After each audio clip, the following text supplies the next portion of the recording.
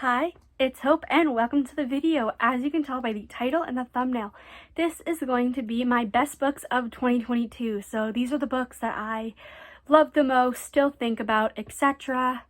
So there will be my top 10 and then there'll be 4 honorable mentions.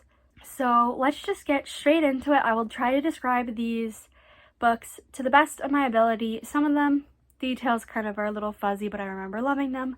Others I remember perfectly. So first we'll start off with honorable mentions. For ones that I own, I'll hold up the physical copies. I think I own 1, 2, 3, 4, 5, 6, 7, 8 of them. So a little under half. But the first honorable mention is Purple Hearts by Tess Wakefield. I love this. Thank you so much to my friend Reese for buying me this physical copy for Christmas. I love you so much for that. So in this we follow Cassie and Luke. Cassie has recently been diagnosed with type 2 diabetes and is struggling to figure out how to afford her medication. And then we have Luke, who his past has kind of caught up with him and he owes this guy a lot of money, and Luke is like in the Marines. Is it the Marines? I think it's the Marines. I don't know American military.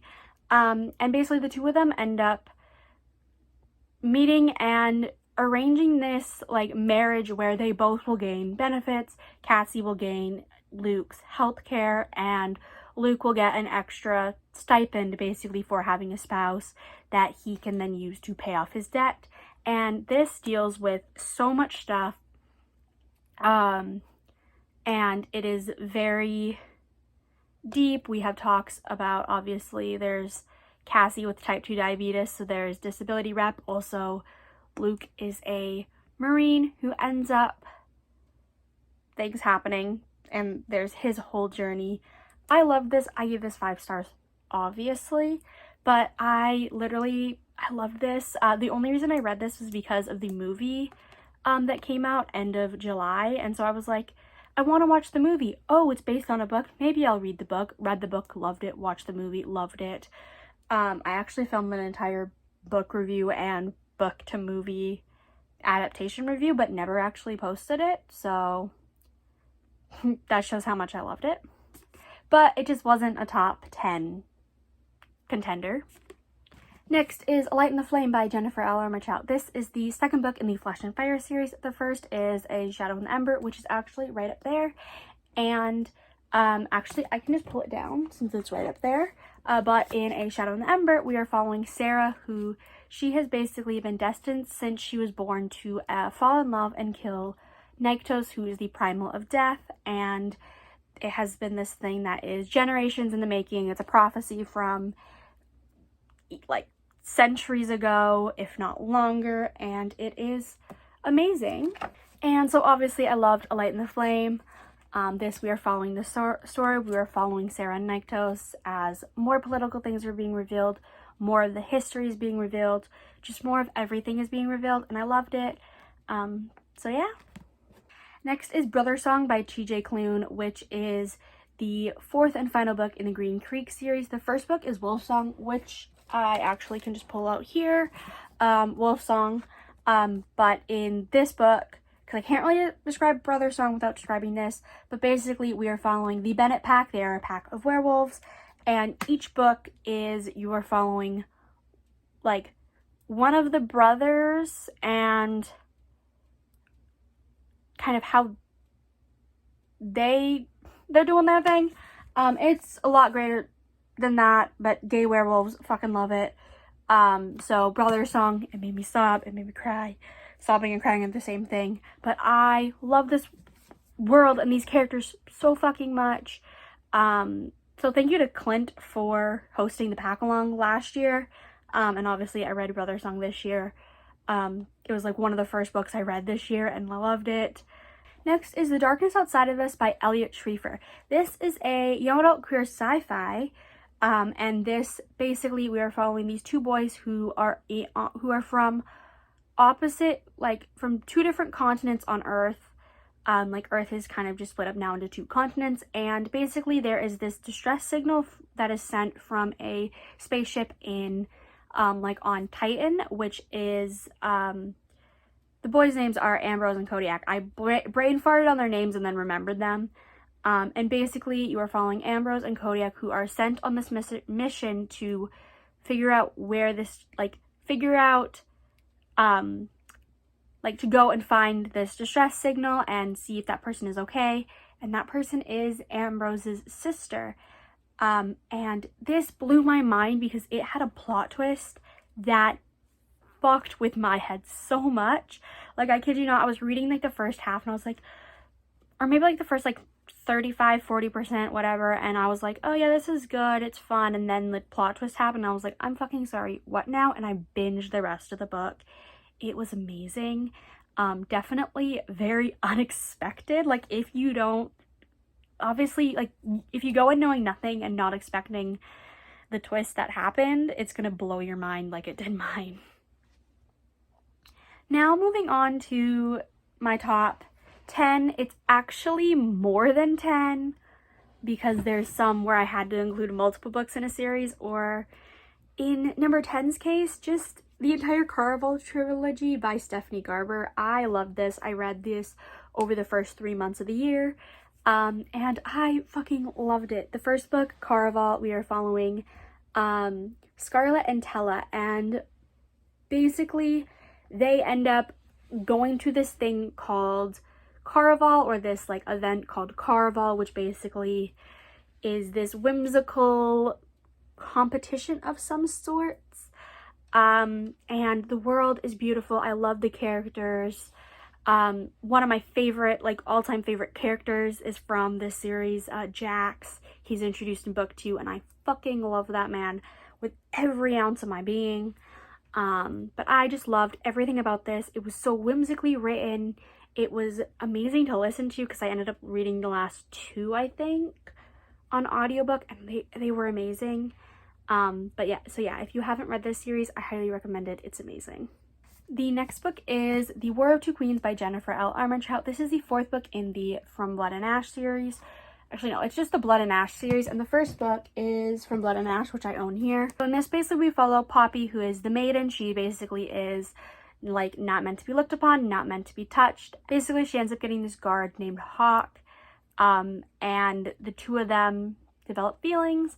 Things happen, they end up having to flee the castle, and things go from there. And so obviously we are talking about the 4th book, which, oh my god, Poppy is a badass bitch in this. It ripped like my heart apart so many times. This is the first book in the series that is dual POV, and oh my god, I love both the main characters. If you know, you know. The joining, I do wish that was a little bit done a little bit better, but that's still, like, the rest of the book as a whole definitely makes up for that. This I definitely feel like is more of a bridge between The Crown of Gilded Bones and The Primal of Blood and Bone. I think that's the 5th book's title, which unfortunately we do not get till 2024. Infuriates me, but also I get why it's taking so long. But I loved everything about this. It had me feeling all the emotions. I did an entire reading vlog on this actually, so I'll leave that linked in the iCard on whichever site it is or in the description below. So yeah. The next book is Him by Elle Kennedy and Sarita Bowen. This is the first book in a MM hockey romance series where basically we are following Wes and Jamie, and they went to the same like hockey summer camp together from the age, I think, about 13 to 18, and they became best friends at this like hockey camp. But when they were 18, something happened and their friendship drifted apart, completely stopped, and now they're seeing each other for the first time after about 4 years at this hockey championship that they're both in, like on separate teams, and that gets them kind of talking, and then they both end up kind of going their separate ways again, but they both end up coaching at their, like, they go back to the summer camp that they went to as teens to coach, and they rekindle that friendship, and that friendship leads to more. And I loved this. I read this in like 8 hours. I read this for Clipmas. And thank you so much to Clint again for getting me to read this. I wouldn't have probably read it without him basically being like, read it please, and I was like, okay, you don't need to tell me twice. So yeah, I loved Jamie and Wes and their complicated mess of a relationship. I also love how this has the whole thing of Jamie discovering that he's bi and having it not just be the classic thing of like, oh yeah, like automatically like, oh, a guy finds out that he's interested in another guy, oh yeah, automatically gay when bisexual people exist. I exist, proof is that. But I loved that journey and that experience, and like reading it, it was beautifully written. I did read the entire series, but him is just my favorite, and I think about this honestly probably on the daily at this point because it's just that good. The next book is Loveless by Alice Oseman. This is Alice Oseman's most recent like prose novel.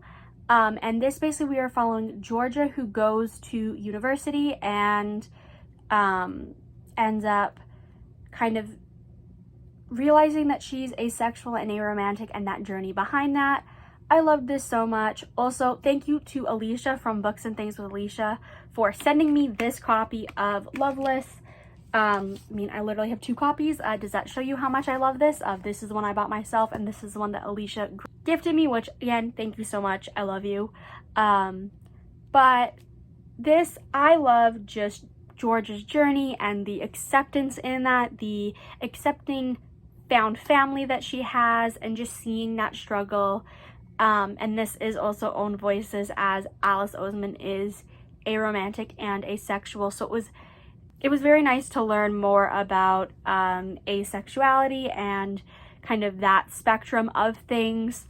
And yeah, I just really liked it. I loved Georgia as a character, and it was beautifully well written. And I definitely need to read more of Alice Oseman's prose novels. I just need to get my hands on them. At the number 6 spot, because I haven't been keeping track of what spots these are like telling you, but the number 6 spot is Court and Charm by Tracy Wolff. Court is book 4 and Charm is book 5 in the Crave series, which in the first book, Crave, we are following Grace, who after her parents die in a car crash, she ends up having to go and attend this boarding school in rural Alaska that is ran by her uncle. And little does Grace know that this boarding school is for the paranormal, and it's her discovering this world and making friends, and just it's amazing. I'm currently co-hosting the Crave Along, which is reading this series, so I'm so excited to be rereading these at some like later this year. But Court obviously is the 4th book in the series. This has an excellent challenge element, and it ultimately is when I kind of decided this is one of my favorite series. It is so amazing. The audiobooks are amazing. And just the depth that these characters have and the struggles that they have to go through is tremendous to the ultimate end goal that they end up at. This isn't the last book in the series, obviously, because I mentioned Charm, but it just feels like the perfect book in some ways. There were some things I didn't like, but it literally tugs at your heartstrings. There's mystery elements, there's, as I said, there's this competition / trial element, and it's just amazing.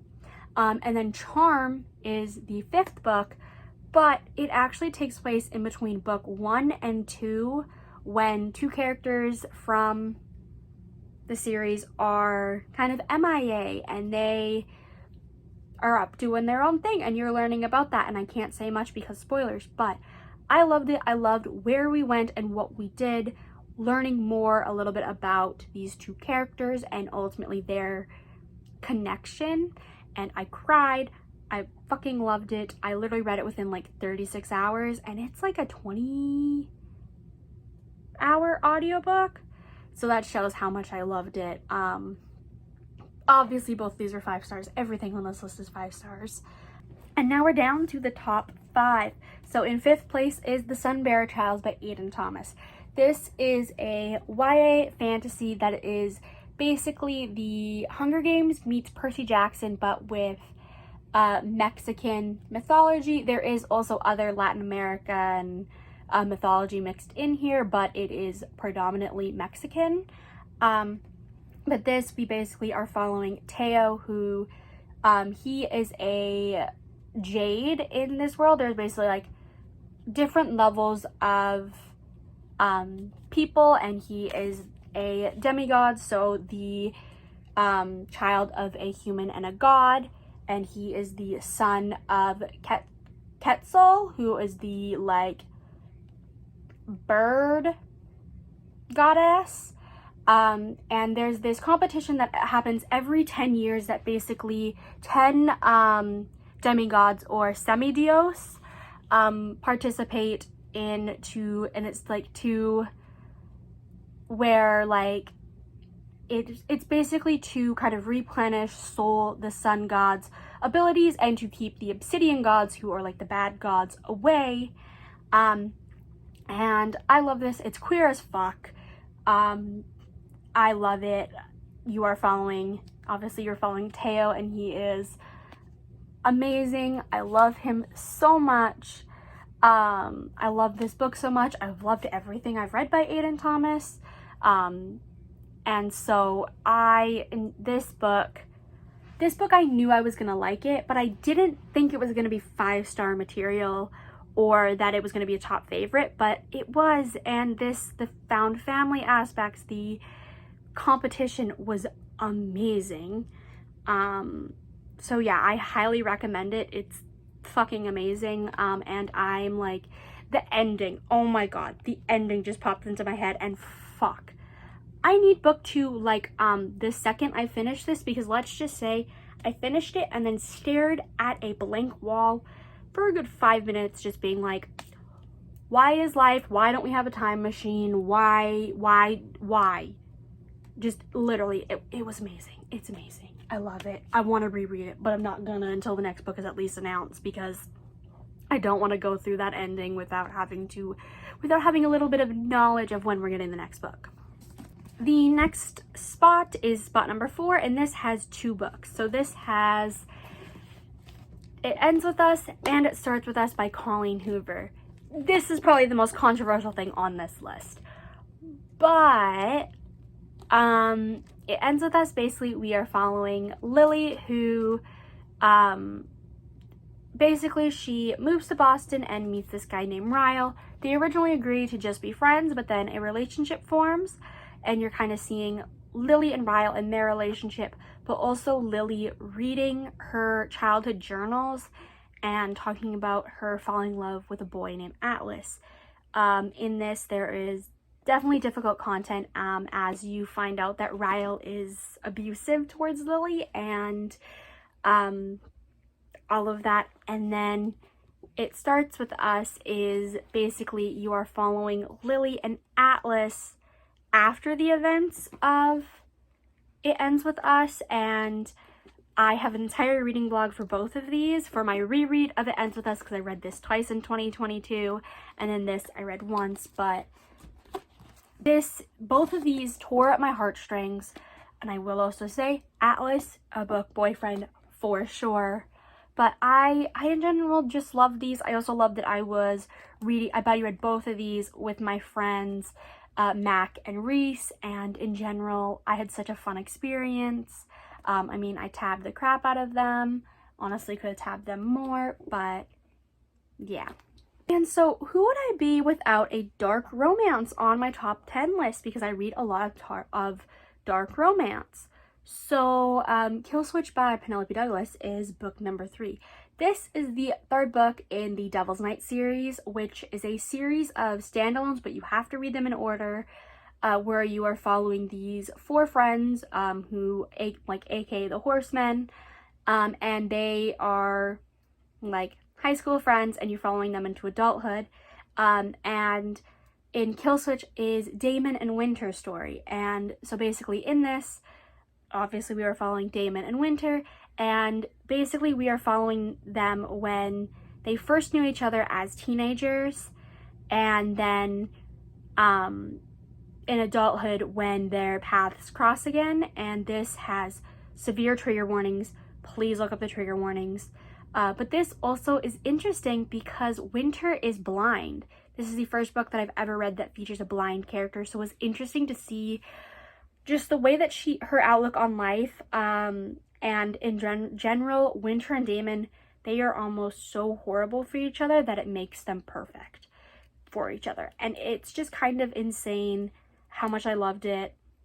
I love specifically Damon so much. He is so fucked up in the head and mentally horrible, but I love him. And does that show how awful my mental health is? Maybe, but it's just more of I sympathize with the characters and I empathize, and I understand that in this book both of them kind of did some fucked up shit, more specifically Damon, but they do fucked up shit, but then ultimately they still end up together. In the entire Devil's Night series, it's full of fucked up shit, fucked up characters.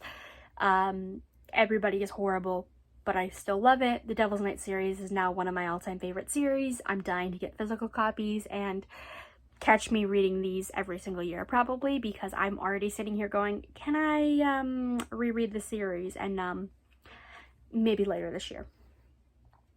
This next book is not gonna surprise anybody. My number 2 book is House of Sky and Breath by Sarah J. Maas. Some people might actually be shocked that it's not my favorite book, and like this book and my number 1 spot are literally like the same level. But this is the second book in the Crescent City series. The first book is House of Earth and Blood, and basically we are following Bryce as she is being kind of recruited to look into these string of murders that are happening, and they happened 2 years ago, and they thought they caught the killer, and turns out they didn't, and Bryce is then brought on the case because she has personal ties to it. But in doing so, it's dangerous, so she ends up getting a bodyguard in the form of fallen angel Hunt Athalar, and the two of them figure out this crime together while other things are going on. And obviously House of Sky and Breath continues with this, and oh my god, I have an entire spoiler-filled reading blog on this, so if you want my full thoughts and theories and everything about this book, go watch that. I'll leave that linked in the iCard in the description. Any video I mention will be left in the iCard or the description, but oh my god, I'm literally gonna fucking start crying. Oh my god. This was just amazing. It had me crying. Oh my god, it had me fucking sobbing at the end. Oh my god. But I love the characters so much. I love the relationships. I love everything about it. I honestly, like, I can't even sit here and say what I love about it without spoilers. And like the ending of this, it literally broke my soul for a few minutes. Literally to the point that I think, again, I stared at a wall for a good 15 minutes contemplating what the fuck I just read. I'm so excited for the third one. Like, Sarah J. Maas, if you're watching this for some reason, fucking announce it already. I need to know when the third book in this series comes out so I know when my torture is over. But I have so many theories about this book, and just in general all of Sarah J. Maas's books. But oh my god, I loved it so much, and I'm just gonna shut up because I could spend forever talking about this, but I love it so much. And the final book, my number 1 book of the year, is Shattered Souls by Beck Michaels. This is the third book in the Guardians of the Maiden series. The first book is Divine Blood, and this is a young adult slash, like, it's like upper YA, basically, where we are following Dinah, who every 10 years in her village, there is this shadow demon that comes and kills a bunch of people. And 9 years ago, when the shadow demon last came to our village, Dinah's mother, brother, and father were killed. And now we are 9 years later. There's a year until the shadow demon comes back again, and Dinah is determined to find a way to banish him, and she finds a way.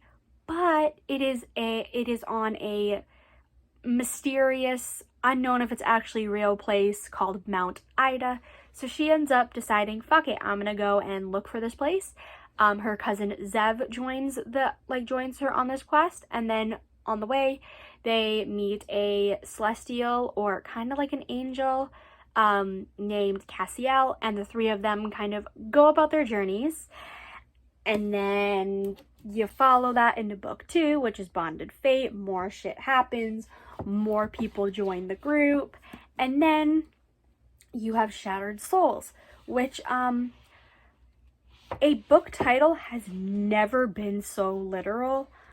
The ending shattered my fucking soul to the point that I literally had to sit on my floor crying while finishing it, and then just sat on my floor and cried for a good 20 minutes. That is not exaggerating. I'm talking ugly crying, snot, honestly not able to breathe for half of it. Oh my god, my soul hurts thinking about it. But I love these characters so much. I love this world. It is this like epic YA fantasy. I highly recommend it if you're a fantasy reader. Like, it's my favorite book of the year, obviously. Again, it is so close with like House of Sky and Breath. Like this is Shattered Souls and this is House of Sky and Breath. Like, they are fighting. House of Sky and Breath was my favorite book of the year until I read Shattered Souls, and then it was amazing. Like, it's over 1,000 pages. It's chunky, but I love it so much, and I am so excited for my physical copy to arrive. There's been delays, so I haven't been able to get it, but oh my god, when I get that, I'm probably gonna fucking be sobbing, because first of all, it's gonna be thick as fuck, but also I'm gonna have it in, and I'm gonna be able to reread it and just melt my heart again. So yeah. But those are my best books of 2022. I really hope you enjoyed this video. It's probably super long, but of course I'm talking about some of my favorites, so it is, and honestly, I probably even haven't talked about half of these books as much as I originally wanted to, but I don't want this to be an hour long. But let me know what is your favorite book of 2022. Hands down, what's your favorite? But yeah, I really hope you enjoyed this video. Don't forget to check out my worst books of 2022, which I'll leave linked in the iCard and the description. But yeah, I really hope you enjoyed this video. Don't forget to like and subscribe. It really helps my channel grow. But I really hope you enjoyed the video. I've already said that. So bye.